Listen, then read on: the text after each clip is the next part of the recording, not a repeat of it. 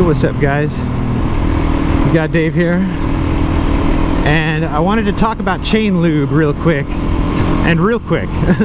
because that's really all I care about it. I hear all these guys talking about how you got to make sure that you clean your chain, you do this, you do that, and it's like, I never clean my chain, ever.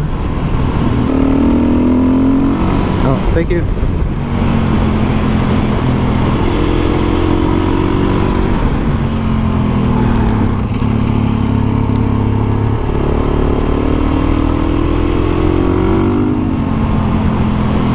And I honestly believe if you have like an O-ring chain or an X-ring chain or whatever, if it's a sealed chain, when you put lube on it, it's not doing anything.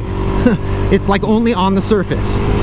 And that is what I really think that it's for, and what I use chain lube for is on a bike like this that has an aluminum rear sprocket.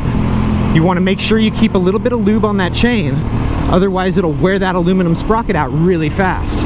A lot of street bikes have steel sprockets, but this is more like a dirt bike, so it's, you know, weight savings, so they give it an aluminum sprocket. I believe that every once in a while, maybe every like 200-300 miles, just give it a little spray. I'll use a floor jack, and you can get it under the pin of the peg like that, and then jack up on that, and what it'll do is it'll lift the back tire up, supported by the kickstand and the front wheel. And I do it just enough that it'll spin. And make sure that you shake this stuff up really good, no matter what brand you get.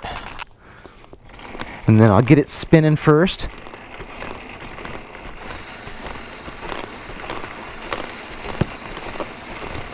And just kind of go like that.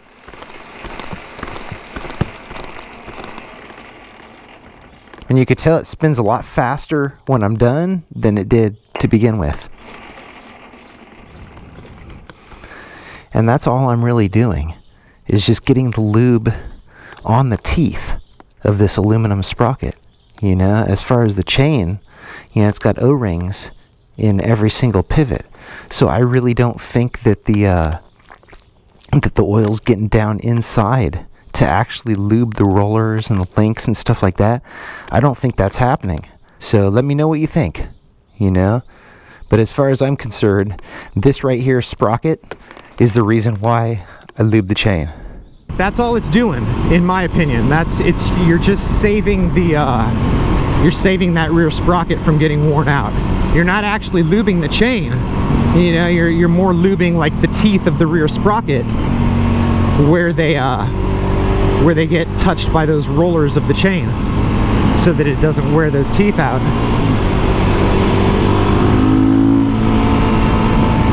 So that's what I think, that's what I do. And then, like I just did on the Duke 690, I replaced that chain at 13,000. And that's what most people that I've talked to say to do. You know, usually like around 12 or 13 or so, like just do it like at the first major, replace your chain. And then you don't have to worry about it.